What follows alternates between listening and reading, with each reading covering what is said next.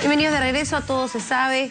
Se encuentra en estudios Víctor Andrés García Belaúnde, congresista de Acción Popular, que asegura que tiene una primicia y una revelación que hacer esta noche porque ha estado muy ocupado esta semana trabajando en la comisión Lava Jato y a él le interesa, ya sabemos, desde la campaña, el gasoducto surperuano, y por ahí puede tener una revelación importante.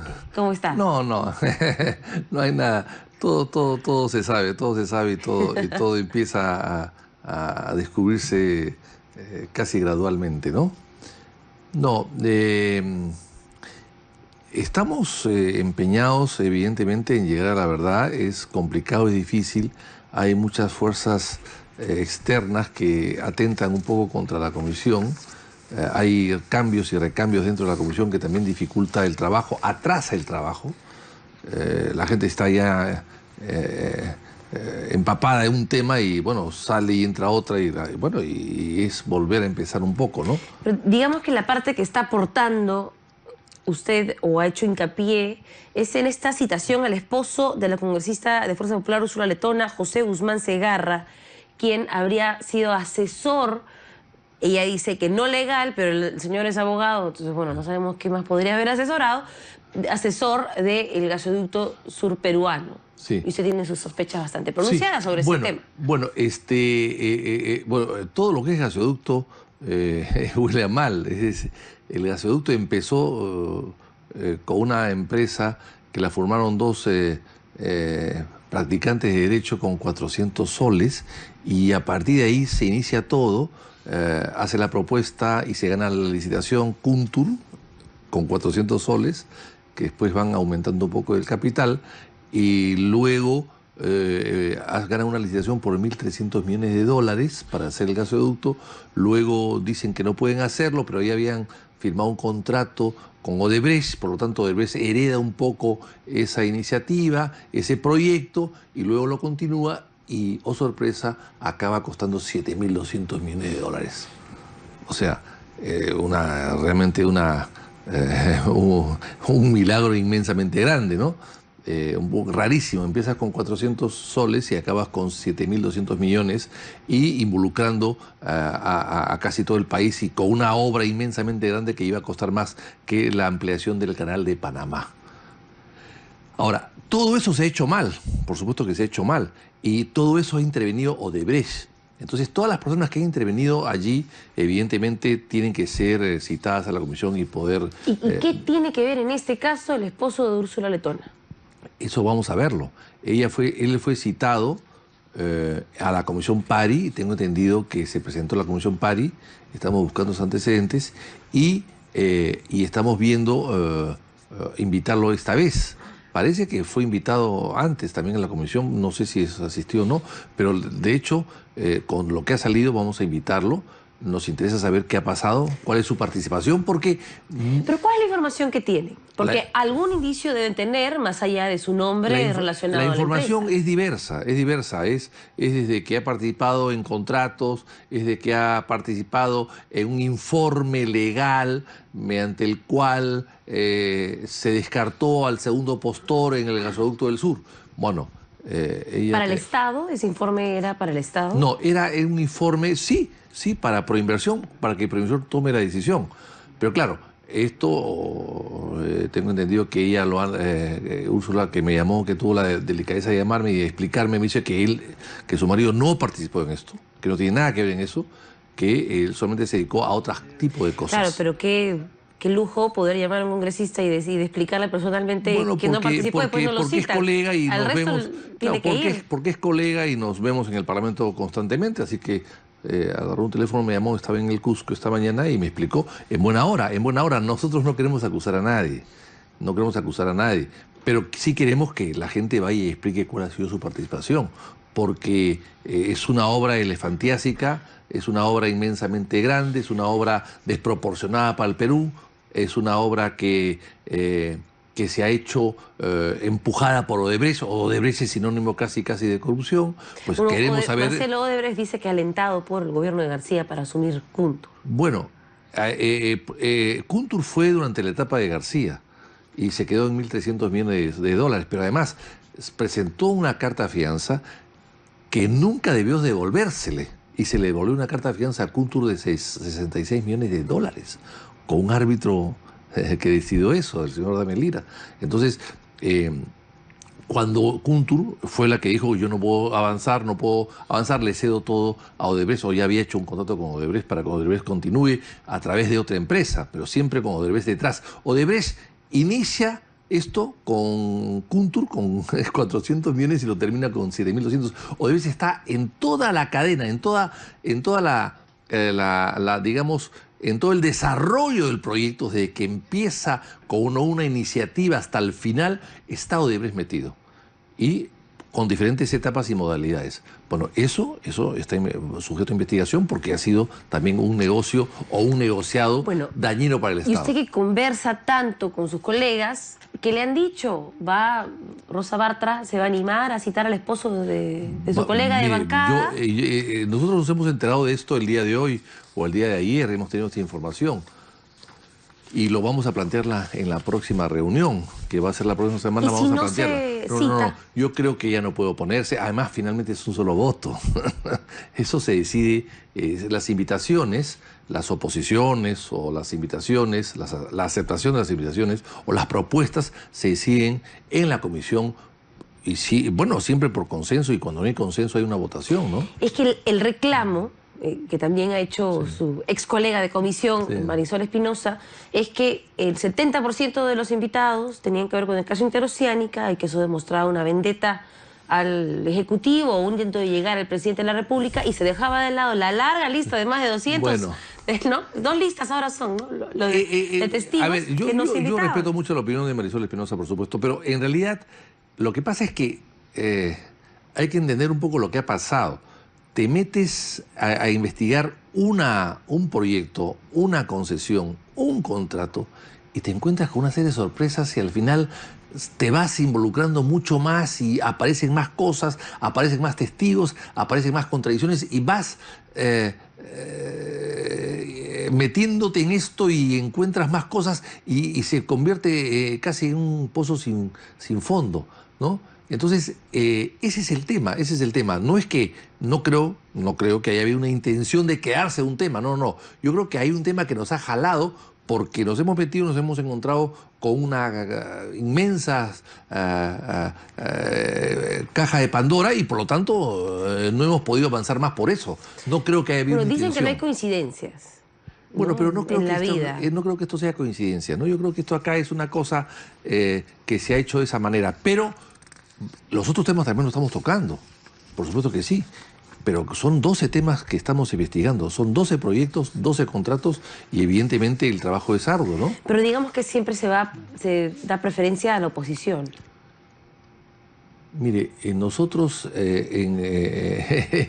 como Acción Popular no tenemos nada que ver con Odebrecht. Inclusive en época de Belaúnde nunca se usó Odebrecht. Belaúnde fue un presidente que construyó mucho el Perú, el aeropuerto, los puertos, las carreteras, autopistas, hospitales, viviendas, escuelas, y nunca usó Odebrecht.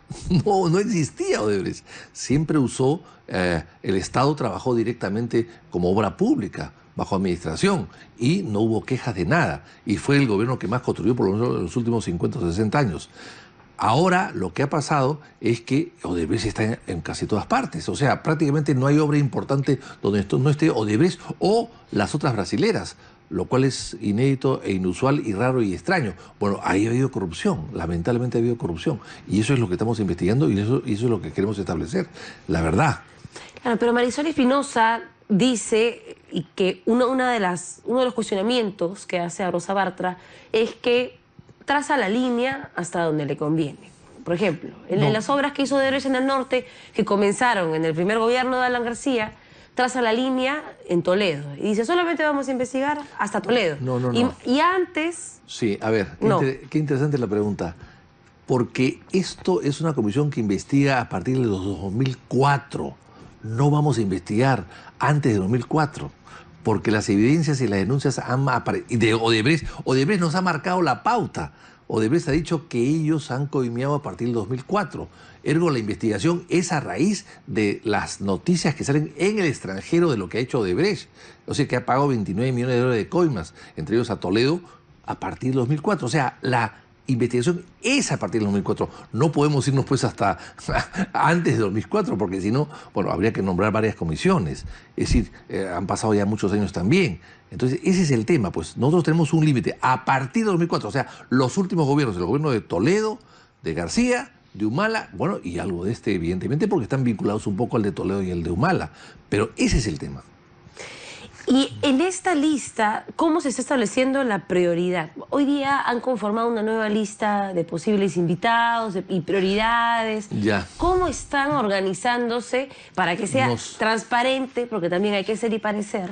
Claro y que no que sí. solamente se note o se perciba que es una vendetta política. A todas las personas que han sido invitadas y que se han presentado a la comisión y otras que no han llegado a la comisión por algún motivo, de acuerdo a sus declaraciones y de acuerdo a los documentos que hemos recibido, se califican a estas personas de simple testigo, que en fin, ha sido testigo, ha ido, conoce algo y punto, y una calificación diferente a la persona que ha participado de alguna manera. Y esas personas que han participado se le están poniendo en una calidad de investigados. ¿Por qué? Porque necesitamos ahondar un poco en su participación. Y la única manera de ahondar en su participación es levantando su secreto tributario, su secreto bursátil, su secreto de las comunicaciones, su secreto bancario, etcétera. Por eso es que pasan a esa calidad. No son culpables de nada. Nosotros no estamos achacándole absolutamente ningún tipo de culpabilidad. Simplemente queremos investigar un poco más, completar la investigación o completar los indicios que ya tenemos. Se ha insistido, por lo menos Rosa Bartra ha insistido en la intención de querer enviar una citación al presidente de la República para que pueda responder a la Comisión de la Bajato en la hora y el lugar donde él indique. ¿Qué pasa si el presidente se niega a asistir? Bueno, no podemos arrestarlo. No podemos llevarlo de grado de fuerza, eso es clarísimo. Yo creo que es su deber y su responsabilidad hacerlo. Creo que lo va a hacer. Él le ha dicho ya que lo va a hacer. Ha cambiado de parecer, antes se negaba y ahora va a hacerlo. Y además van a ir una serie de su entorno, ¿no? Sepúlveda ya se negó, lo cual es malo. Probablemente estamos haciendo contactos con el Congreso chileno a través de la Comisión de la Alianza del Pacífico, que es común, para ver si el señor Sepúlveda se presenta al Congreso chileno. Nosotros vamos allá y lo entrevistamos, porque es fundamental saber cuál es su participación.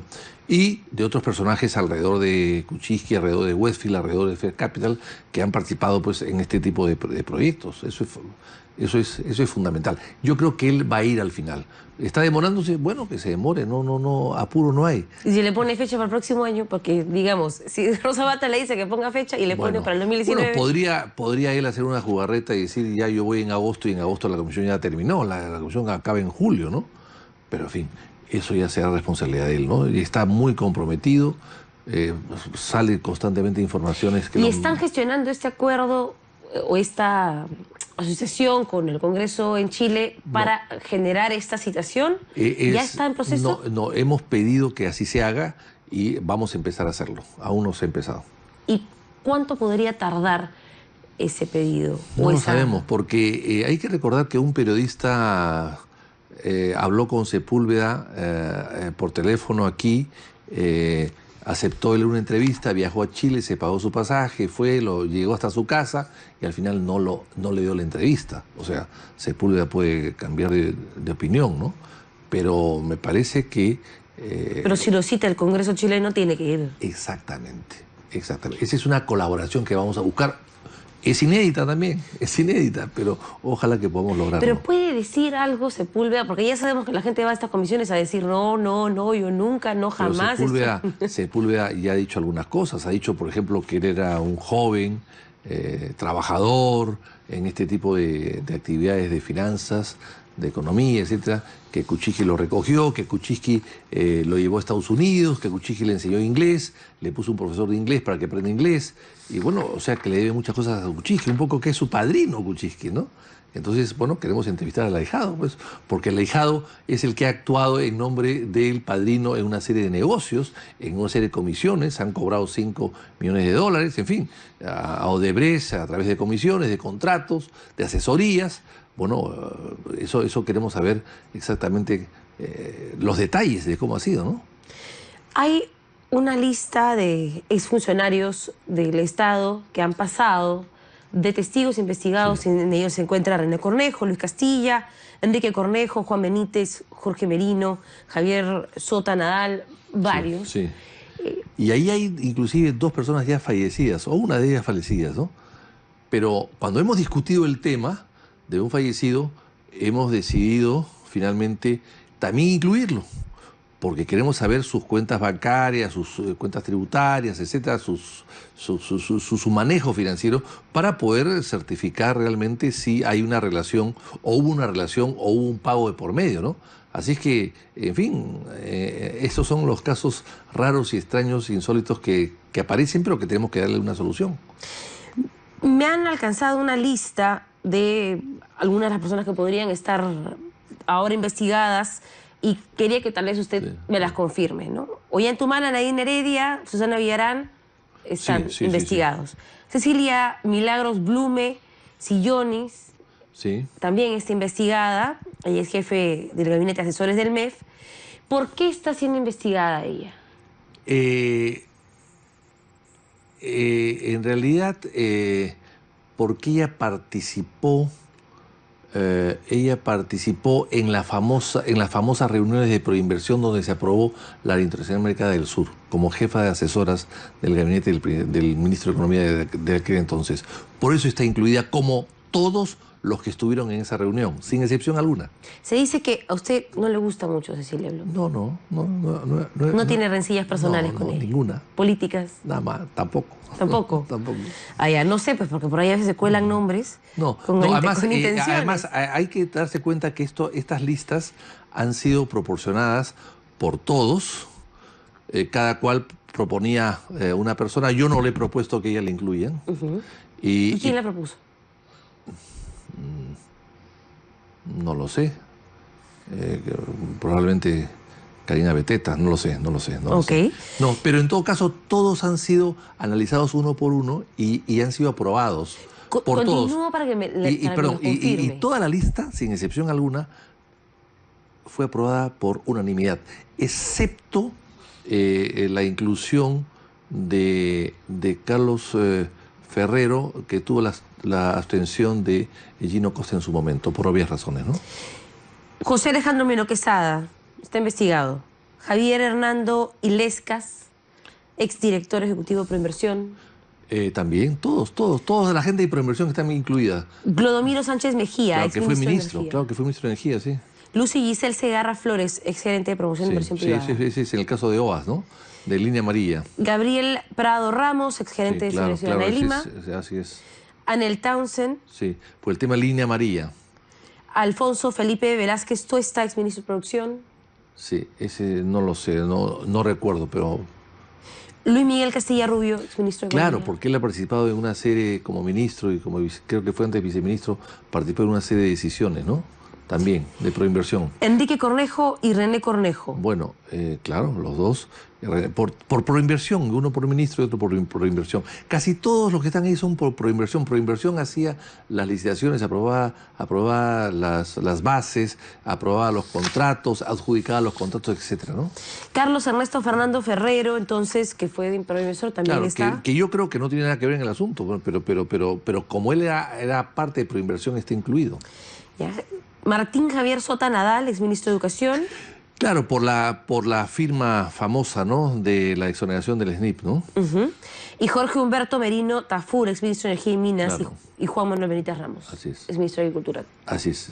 Confirmada toda la lista, entonces. Sí, pero no solamente es esa, hay más nombres, ¿no? ¿Cuántos hay en total de investigados? No lo sé. Si sé que tú me vas a hacer esa pregunta, te debo si traigo la lista, probablemente. No, creo que son como 100, alrededor de 100. Pero allí faltan las empresas, las personas jurídicas, que se han aprobado recién ayer, eso sí. Los otros son casos que vienen ya siendo aprobados antes y que se han regularizado. Pero lo que ayer se ha incluido como novedad, no los nombres de personas naturales, sino los nombres de personas jurídicas, se han incluido a las personas jurídicas ayer, que son Grañe Montero, Ixa, JJ. ¿Y ya los han notificado? ¿Les han enviado las notificaciones o todavía? No, eso recién se aprobó ayer. Se estarán notificando en otro momento, ¿no? ¿Se están enterando algunos ahorita en esta entrevista? Seguramente. Ok. Seguramente. ¿Y la notificación es por la inclusión o ya para la citación de la comparecencia? No. Esa investigación es porque ya han pasado por la comisión. O sea, el sistema, ¿cuál es es el siguiente? Primero, los llamas, se presentan, salvo que no se presenten, los interrogas, hay documentos que llegan, documentos que presentan, documentos que dejan, y luego, después se hace una evaluación y de acuerdo se le coloca en calidad de investigado o no. O sea, todas esas personas ya han pasado por la comisión. Y por eso ¿Como es que... testigos? Claro que sí. Por eso es que luego de su presentación se decide elevarlos pues a la categoría de investigados. Luego, no antes. Y los que no van, quizás, de acuerdo a los documentos que hay a la mano, también se les puede colocar, porque se les ha notificado una o dos veces y no se han presentado, entonces los colocos en el plan de investigación. Ese es el tema básicamente, ¿no? Bueno, ya que está acá, confirmamos las empresas. JJ Camet, de todas maneras, seguramente. Sí. Está Grañe Montero, sí. Ixa, sí. La COSAPI, la concesionaria interoceánica tramo 2 y 3, claro. Intersur Concesiones, sí. Andrade Gutiérrez, sí. Camargo Correa, claro. Queiroz Galbao, sí. y Merjap Perú. Así es. También están todas. Así es. No sé si alguna falta. Seguramente faltan varias. Sí. Creo que está Málaga también. En fin, hay una que otra que falta. Sí. Ya. Pero en fin, las personas jurídicas no estaban incluidas, ahora sí están incluidas. Bueno, y ya para... Pero eso no significa, insisto, la gente se preocupa y se asusta mucho por esto. Pero no, es parte de una investigación. Simplemente los tomas en cuenta, probablemente los vayas a llamar después y lo que interesa son los datos que puedan aportar y los datos que se puedan obtener de una serie de levantamientos de secretos que solamente a través de la calificación de investigados los puedes obtener. Antes no. Pero a todas esas personas entonces le van a levantar el secreto bancario, claro que sí. le van a levantar el secreto de las comunicaciones. Para eso los colocas en esa situación. Pero eso es utilizar el Congreso para... Porque hay un montón de personas que son políticos y algunos son candidatos. Bueno, pues, Cornejo va a ser candidato. El político tiene que ser más cuidadoso con sus manejos económicos, con mucha mayor razón. Pero digamos que se presta, es preocupante que un candidato... Pero son reservas que se levantan para, no para repartirlas, pues, como se reparten estas galletas. Es que no parece, porque a veces sacan los documentos, hacen así y se entera todo el mundo. No. Pero además, insisto, la gente que ha tenido algún tipo de participación y hay algún tipo de investigación de por medio, es normal que esto sea así, ¿no? Si no, ¿cómo llegas a la verdad? Bueno, de igual forma, que el Congreso llegue a la verdad no significa nada porque no pueden haber ningún proceso penal. Claro, nosotros no juzgamos. Y las mismas herramientas tiene el Ministerio Público para que ellos hagan lo suyo. No condenamos, pero evidentemente todo esto después, el dictamen, que esto va a ayudar a hacer el dictamen. En el dictamen pueden incluirse o no a los investigados. Pero ¿cómo quieren que la gente confíe en ustedes si reciben un papelito de lo que pagó supuestamente Odebrecht por asesorías a las empresas del presidente de la República y antes de siquiera analizar el documento lo exponen y le piden vacancia? Bueno, yo no estuve presente en esa reunión.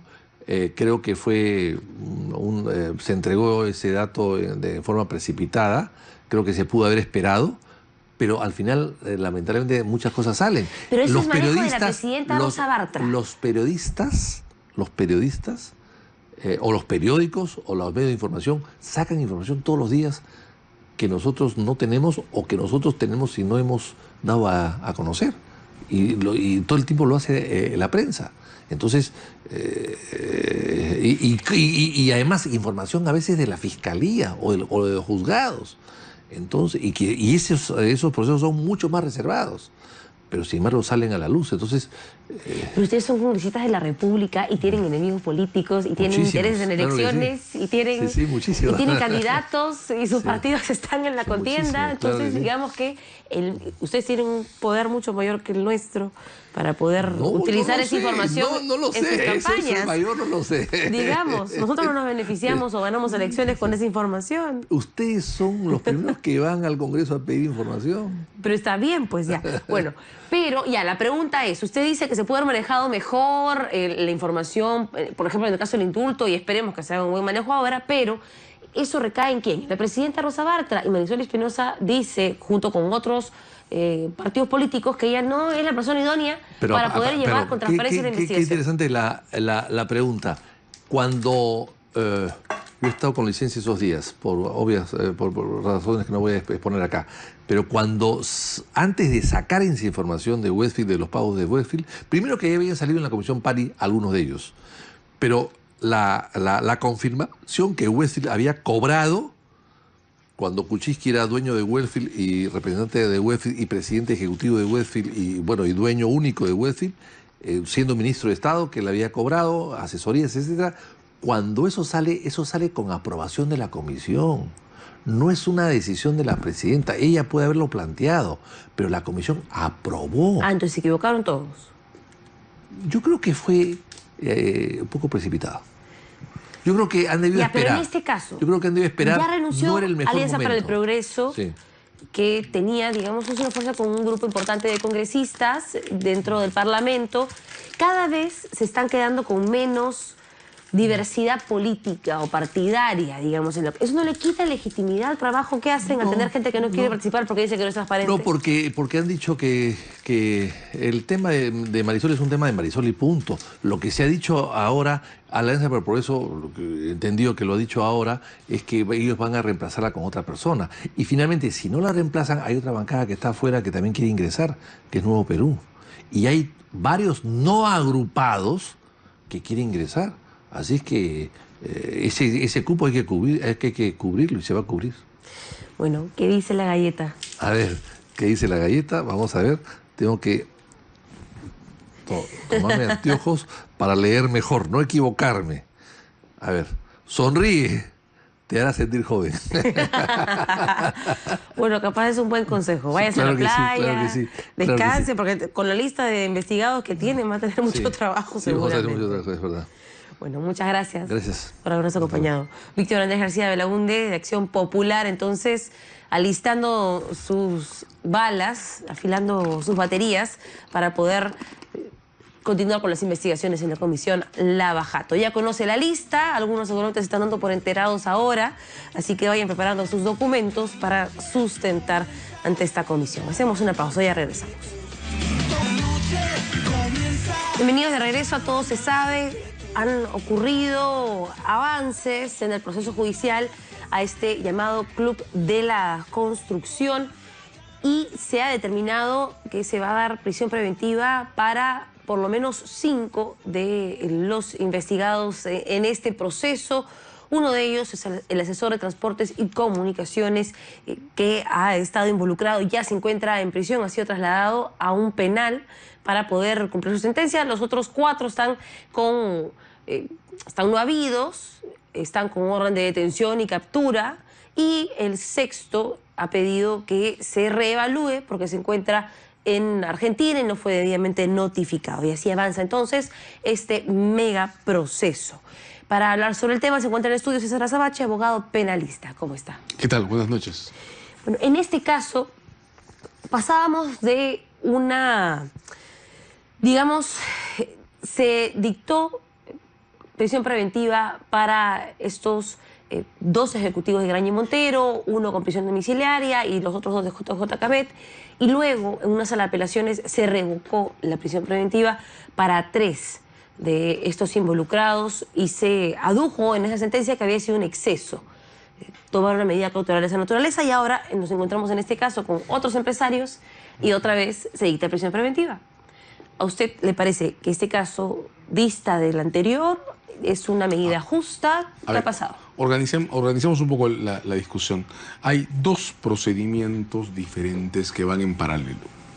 Este último, que se ha venido a llamar el del Club de la Construcción, es un caso todavía no completamente delimitado, pero ya presentado por la Fiscalía, en el que hay una persona en concreto, el señor Perialé, acusado o imputado de haber intermediado entre un grupo de empresarios y autoridades públicas para determinar, asignar y repartir concursos públicos. La investigación, si estamos por el modo en que el caso ha sido presentado, ha sido muy intensa. La Fiscalía se ha tomado en ese procedimiento el trabajo de revisar incluso quiénes entraron a qué oficinas, en qué momento, y sobre esa base es que está avanzando.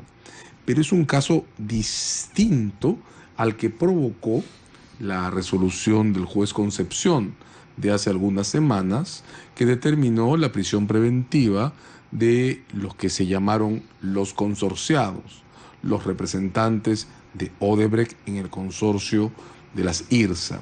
Son dos casos diferentes, a pesar de que evidentemente ambos afectan el ambiente de la construcción, tienen parámetros ¿Y tienen similares distintos. modalidades? No, precisamente tienen patrones de comportamiento diferentes y diferentes ámbitos de circunscripción.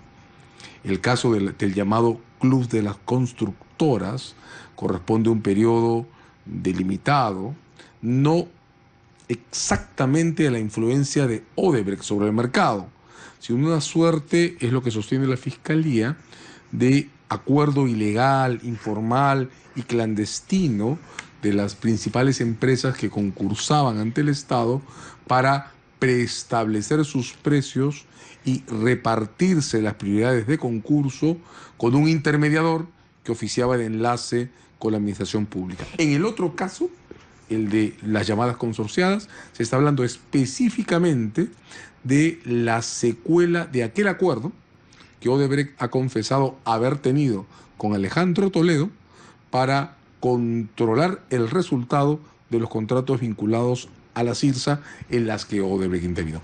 Hay que separarlo y hay que revisar con cuidado las decisiones que en cada caso se toman, pero sin mezclarlos.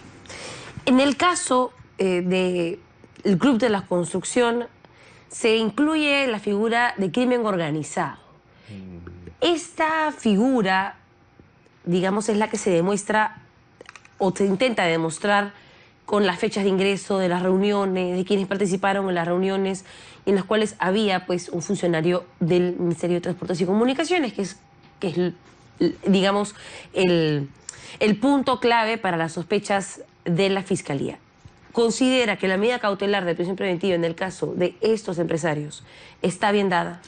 Para comenzar, estoy empezando a inclinarme a creer que nos equivocamos muy fuertemente cuando creamos esa regla, de acuerdo a la cual si un fiscal le pone un caso la etiqueta de crimen organizado, entonces puede pedir 36 meses de investigación.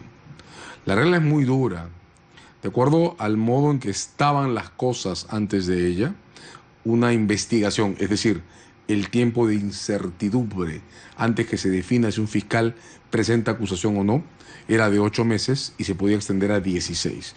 16 meses son 1 año, 4 meses, casi 1 año y medio, que era el plazo que normalmente tenía la Fiscalía en casos complejos para decidir si iba a llegar a juicio o no. Con esta regla del crimen organizado, que tantas dudas está generando en su aplicación práctica, ese plazo se ha estirado a 36 meses, son 3 años. Y además de eso, el fiscal ahora tiene atribuciones para solicitar al juez 36 meses más.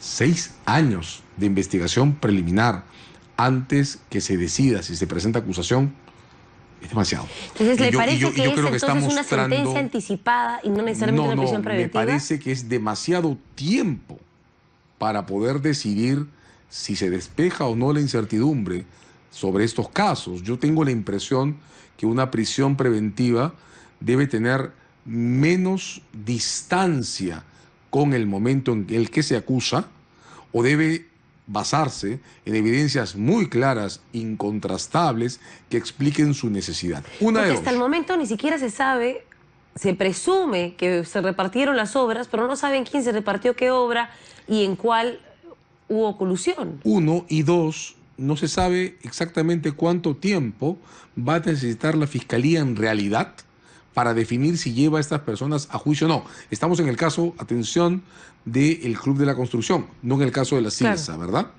A ver, ¿de dónde vienen mis sospechas? ¿De dónde vienen mis dudas? ¿Por qué estoy preocupado por esto?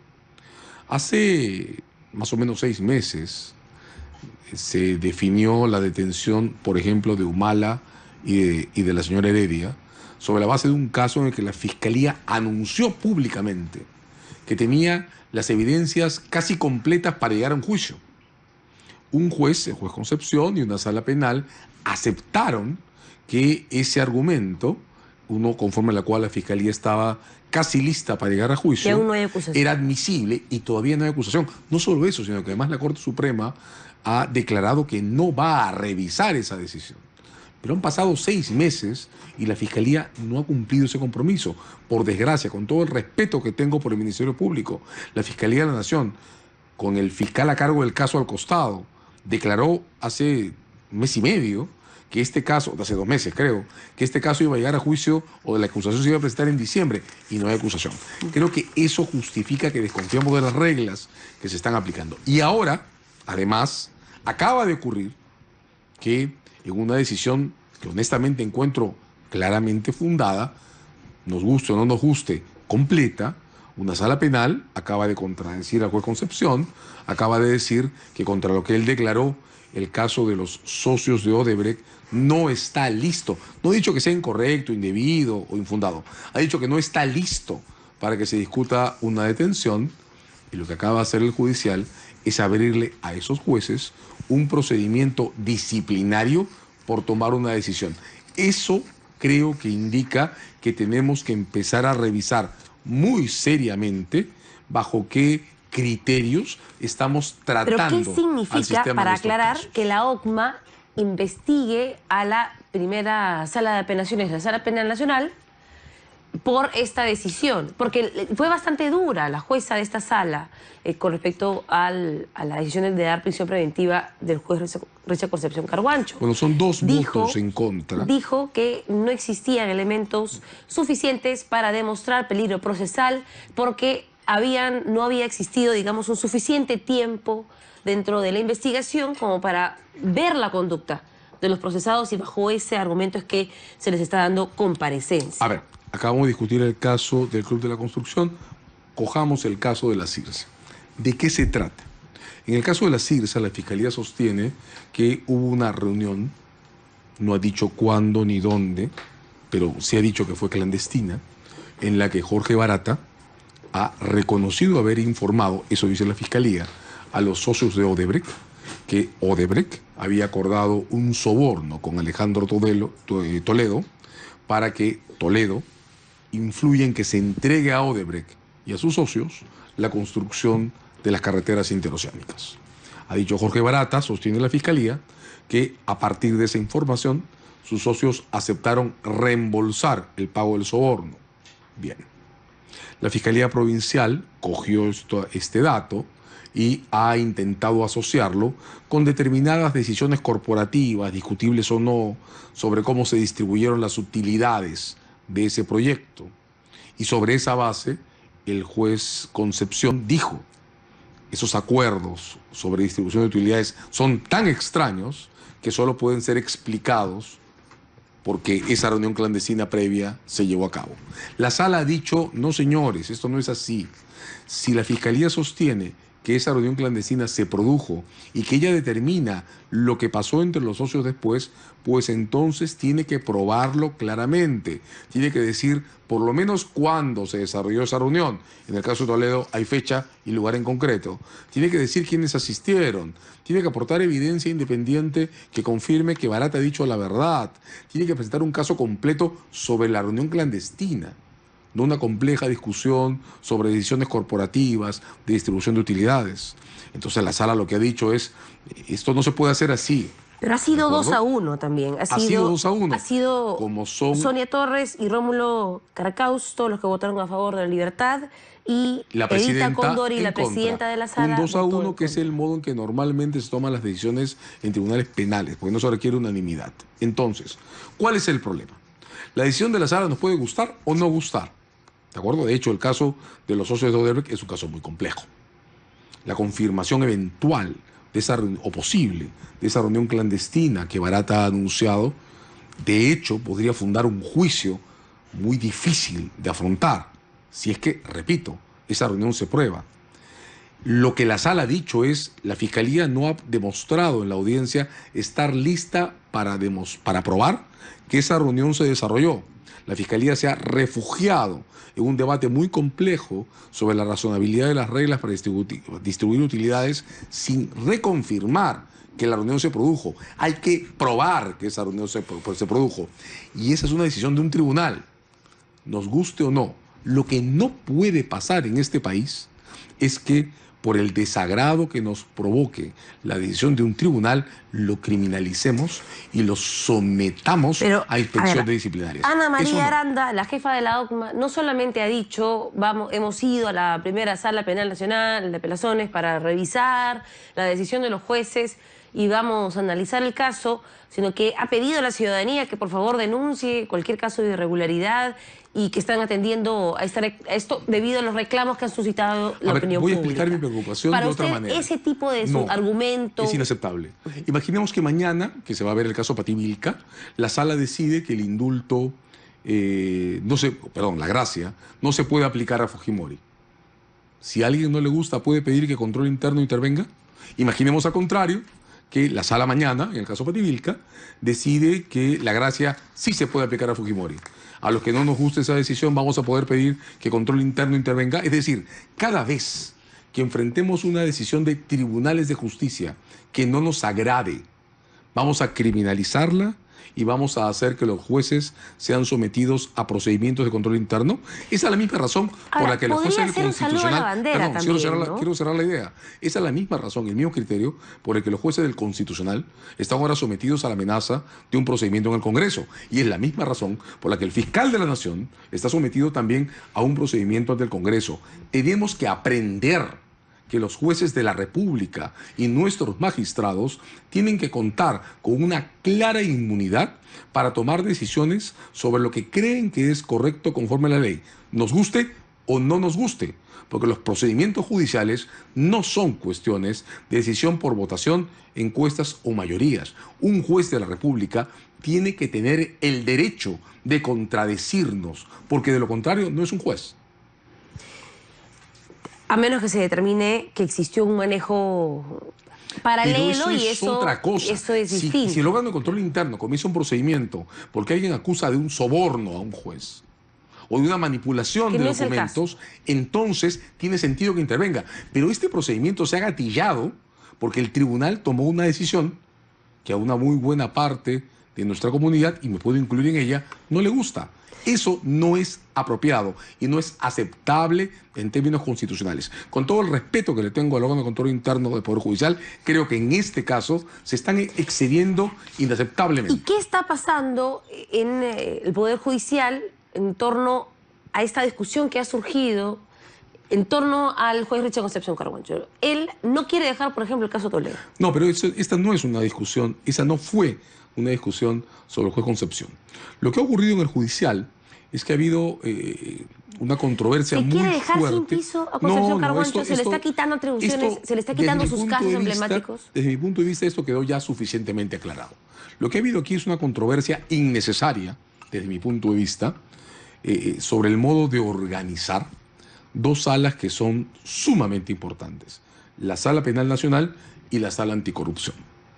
Desde mi punto de vista, esta polémica se habría evitado si en lugar de aprobar una norma con rango de ley que creaba la Sala Anticorrupción a estas alturas, se hubiera organizado el sistema dentro del ámbito de la Sala Penal Nacional. Lo que se hizo fue crear dos cabezas que con razón o sin ella, han estado tratando de reivindicar sus propios fueros. Esto ya fue resuelto, ya hay una expresión pública de disculpas y ya hay un procedimiento destinado a fusionar ambas salas en un distrito judicial y para que único. traten temas distintos y los temas de corrupción los va a tratar la sala anticorrupción y el resto los va a tratar la sala penal nacional. Dentro de un solo distrito. Pero ¿qué pasa? Tenemos al juez Richard Concepción Carhuancho que cuando Toledo y sus abogados le dicen, señor, esto es un caso de corrupción y a mí me corresponde ir a la sala anticorrupción, el juez Richard Concepción Carhuancho le dice, no, tú te quedas acá. Yo ya radiqué jurisdicción. Sí, claro. ¿Y a usted le parece razón, bien eso? Absolutamente bien. Por una razón básica. A ver, vamos a entender cómo funciona esto. ¿De acuerdo? Toda persona tiene derecho a que nadie manipule ni determine quién va a ser el juez que va a conocer su caso. De eso se trata la regla del juez natural. ¿De qué se trata esto? De evitar toda interferencia, porque la elección e imposición de un juez es una forma de interferencia. Entonces, si yo cometo en ese momento un delito, tengo derecho a que me lleven ante un juez que nadie haya designado profesamente, porque soy yo el acusado. Pero entonces, es que nadie, a Susana Castellanía nadie la ha designado porque Toledo es el acusado. A eso voy. En el caso del juez Concepción, el juez Concepción tiene los casos que le tocaron porque era competente cuando se propusieron. De modo que me parece muy bien que defienda su competencia. Del mismo modo, la sala anticorrupción tiene competencias asumidas por una ley, desde mi punto de vista, torpemente aprobada, que creó su competencia. No quiere que se sigan mezclando las cosas y que se separe corrupción por un lado Lo que y el resto por el otro. Lo que ha dicho Duberly Rodríguez es que hay una ley que crea la Sala Penal Nacional. Y que queda el trabajo, y lo que ha ocurrido en este tiempo es que ambas salas se han puesto de acuerdo, las disculpas por este impasse absurdo han sido dadas y a lo que hemos entrado ya, el judicial, es un proceso de integración de las salas para resolver un impasse que, repito, no veo que nunca haya tenido que ver con el juez Concepción, sí veo que ha sido muy torpemente manejado por desgracia y creo que recién ahora que se está organizando la integración del sistema va a encontrar un punto final de desarrollo. ¿Pero que ya todo está bien? No, todo está bien porque falta algo muy importante. Todavía nos pasa que la Sala Penal Nacional trabaja con una ley que es el Código del 1940, mientras la anticorrupción trabaja con otra ley, que es el Código del 2004, y en consecuencia, por ejemplo, Toledo tiene dos procesos. Uno con un código, otro con otro código, dos órdenes de detención dictadas con diferente parámetro, y hasta que no se resuelva, no solo, como ya se está resolviendo, cómo se articula la Sala Penal Nacional en un solo conjunto, sino cómo se organizan y sintetizan los casos y se acumulan de modo que haya una sola acusación contra, por ejemplo, el señor Toledo, que está en proceso de extradición. Mientras eso no se logre, las confusiones van a seguir y casos tan importantes como el de Toledo van a seguir expuestos al extremo que no se pueda presentar se van a vencer antes de que tengamos una sentencia. Exacto, y vamos a seguir retrasados, y cuando lo veamos, va a ser la peor cachetada de la todas. síntesis de las dos salas es una buena idea. Ahora hay que sintetizar los procedimientos y hay que aprender que además de respetar incluso las decisiones que no nos gustan, tenemos que considerar que el tiempo es importante y acabar rápido estos casos. Por supuesto. Doctora Sabache, me encantaría conversar este tema toda la noche, pero nos gana el tiempo. Y nos toca abrir la galletita. Y para terminar, ¿qué cree usted que va a pasar mañana en el juicio de Pativilca? ¿Cree que se va a decidir procesar a pesar de la gracia? ¿Qué creo que espero? En primer lugar, espero una sala, la conformación funda mis expectativas, que tuve una decisión fuertemente motivada. Eso es lo que espero. ¿Qué querría? Querría que esa motivación respete los estándares constitucionales que están establecidos, que están compuestos por dos reglas. La gracia presidencial, que es una intervención del Ejecutivo en el Judicial, tiene plazos que respetar. Y las inmunidades de un extraditado, que funcionan a su favor y en su contra, impiden, desde mi punto de vista, considerar que algo pueda afectarle antes que la Corte que lo extraditó lo autorice. En este caso, el caso Pativilca, fue autorizado por la Corte de Chile en febrero. Eso es inamovible. La misma razón por la que no se le puede detener por la orden que está emitida en el caso Castro Castro, es la misma razón la que impide que se cuenten los 24 meses que corresponde en el caso Pativilca. De modo que, nos guste o no nos guste, desde mi punto de vista, la sala mañana tendrá que declarar que esta gracia no aplica al caso Pativilca porque la extradición, la corte que autorizó la extradición, solo ha autorizado este procedimiento en febrero del año pasado. ¿No contaron bien las fechas? Yo creo que no. Y eso me parece lamentable porque, nos guste o no, la frase la voy a repetir, Alberto Fujimori, por más que esté condenado por crímenes como lo que está condenado, no merece este manoseo.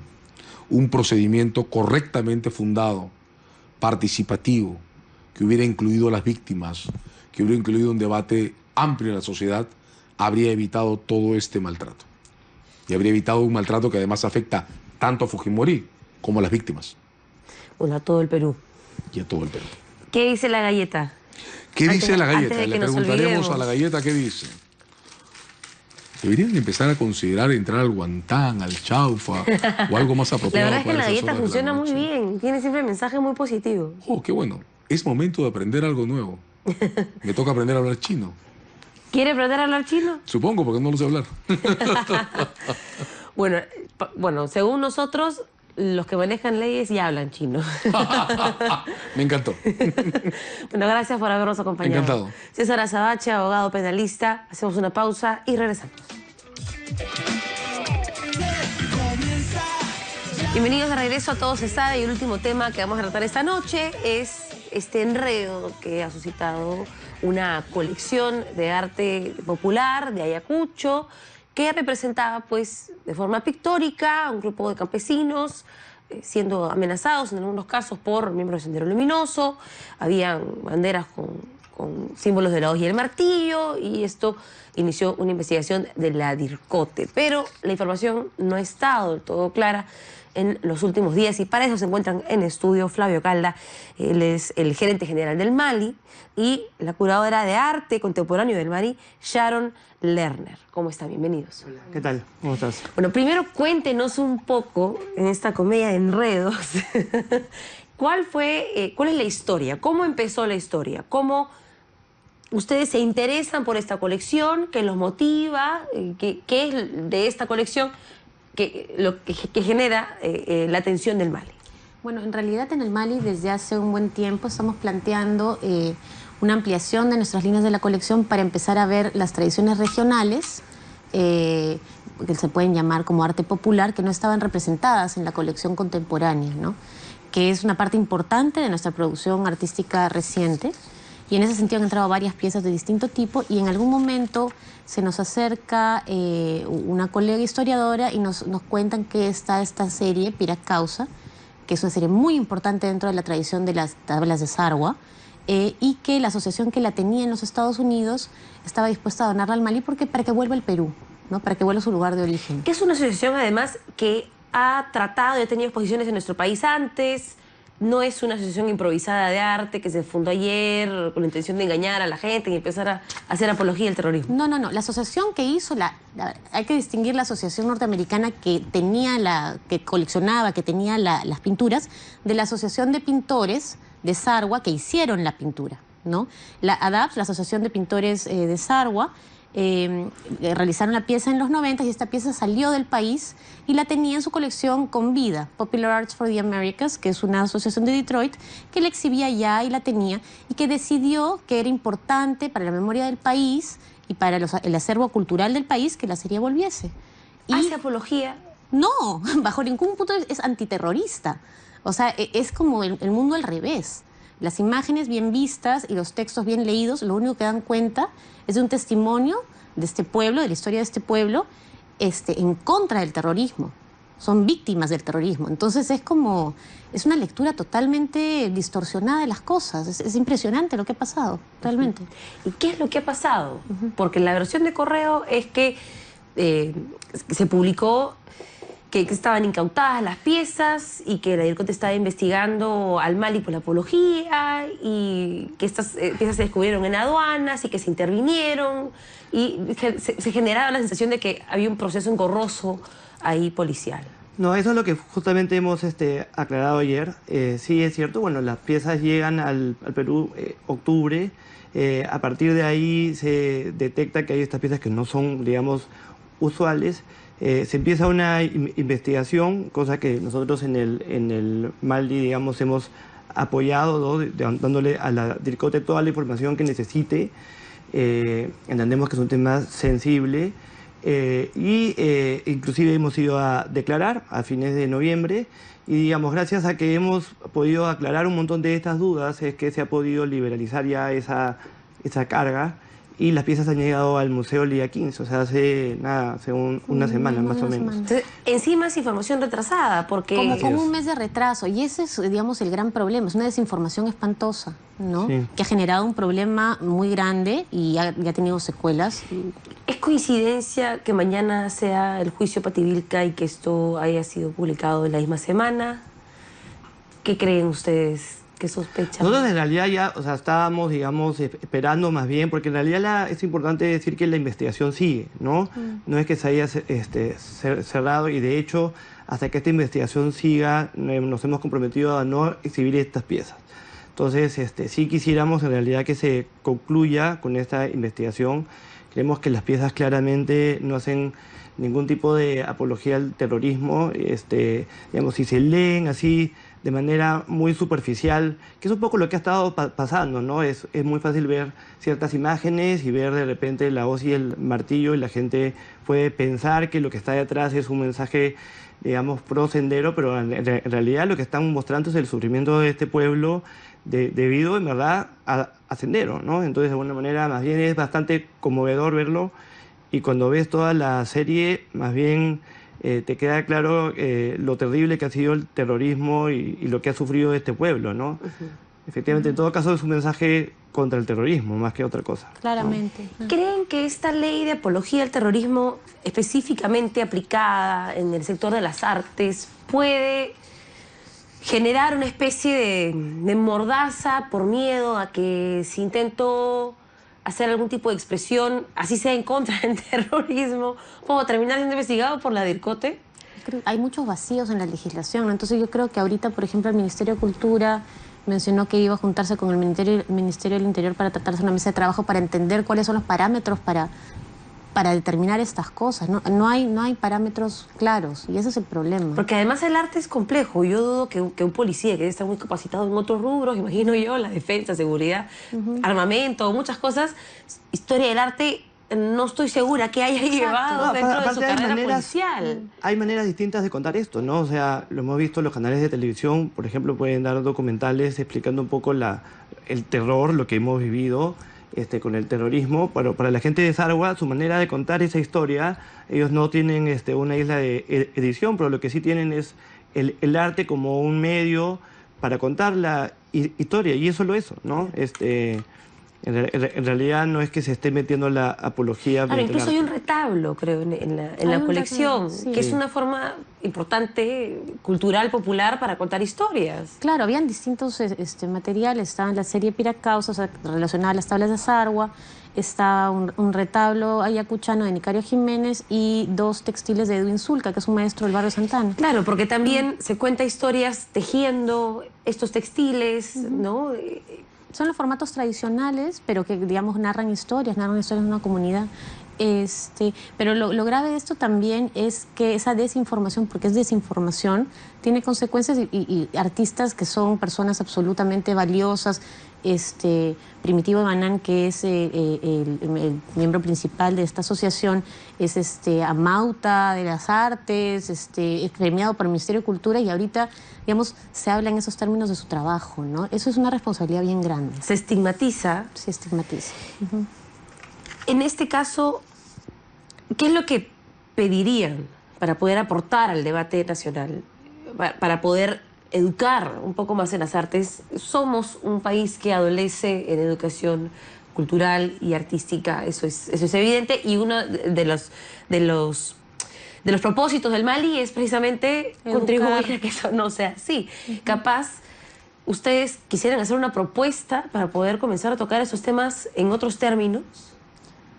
Bueno, en realidad el rol del museo es educar, por un lado, conservar el arte, proteger nuestro patrimonio cultural y de alguna manera difundir, pero creo que y guardar nuestra memoria, ¿no? Nuestra memoria reciente y nuestra memoria histórica a través del arte.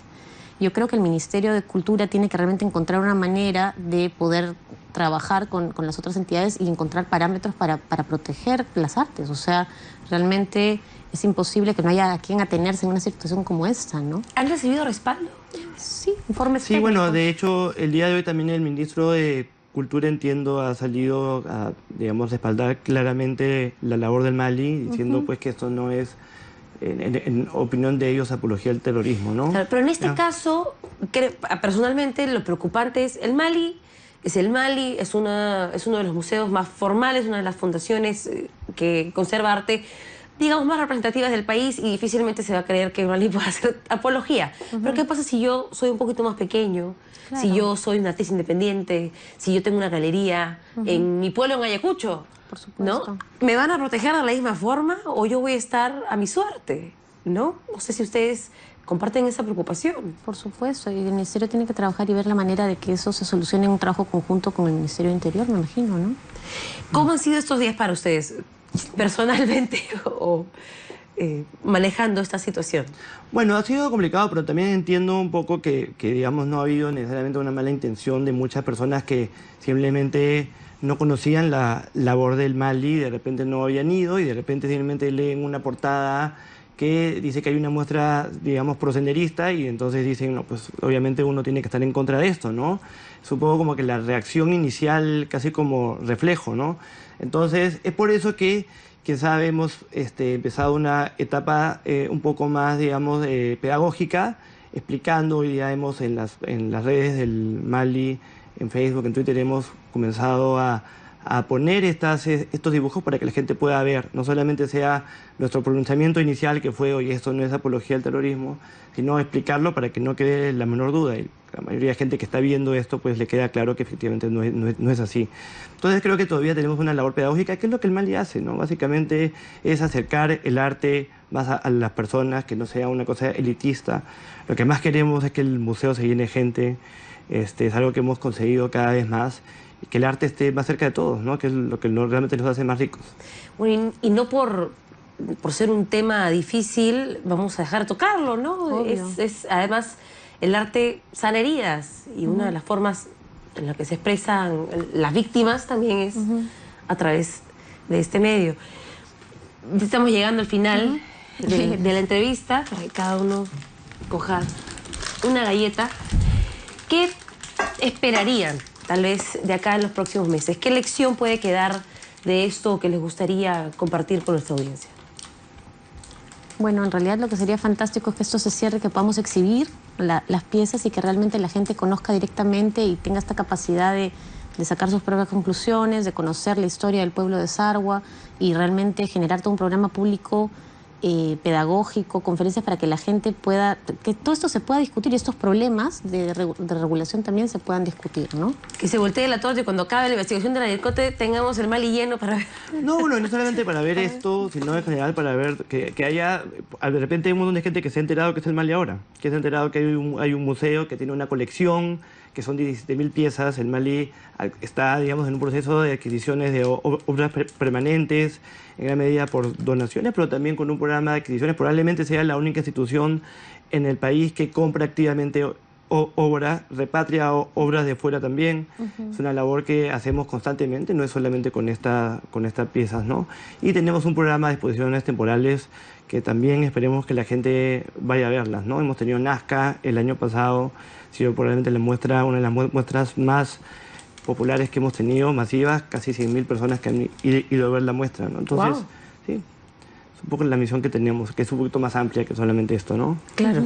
Bueno, definitivamente no creo que estén acostumbrados a lidiar con este tipo de No, no es- exposición mediática y en estos temas tan sensibles. En verdad, muy valientes al asumir, digamos, afrontar públicamente ese tipo de debates, porque seguramente no están muy entrenados tampoco para... Para Bueno, sí. responder a policías y investigaciones fiscales. Sí, sí, bueno, y Natalia Macluf, que es la directora, justamente nos ha agarrado todo este tema en un momento donde ella está afuera, está en un viaje de trabajo, pero bueno, estamos igual coordinando con ella constantemente a la distancia. Claro. ¿Qué dicen las A ver, galletas? Sí, no Vamos a llega ver el esto. texto, a ver qué dirán. 200.000 personas el próximo mes en el Mali. Ay, pues sería más fantástico. Pronto alcanzarás la paz que estás buscando. Ay, qué Hablando de bueno. la paz. De verdad. Qué La- bueno. Las buenas intenciones no tienen sentido si solo quedan en palabras. Ahí está. Está bien, vamos bien. Bueno, que no queden palabras las buenas intenciones del Ministerio de Cultura y que genere más apertura, una discusión amplia en la que participemos todos. Sí, eso sería Está fantástico. bien. Sería bonito. Capaz hacer una iniciativa en colegios, que interpreten ellos ese Tenemos- tipo de obras. Tenemos un programa educativo fantástico. Tenemos un área de curaduría educativa y realmente esa es nuestra misión, ¿no? ¿Verdad que sí? Bueno, que la paz regrese a la vida del Mali, que seguramente en pocas veces es interrumpida. Es tan lindo el Mali, en verdad que no imagino que se vea contaminado por estas cosas. A quienes no hayan ido, por favor, vayan. ¿No? Es indispensable. Gracias a No, vos por gracias a habernos ti. acompañado. Gracias a ti. Gracias. Bueno, esto fue Todo se sabe. Nos hemos excedido un poquito de la hora, pero vale la pena tocar el tema. Nos esperamos mañana a la misma hora.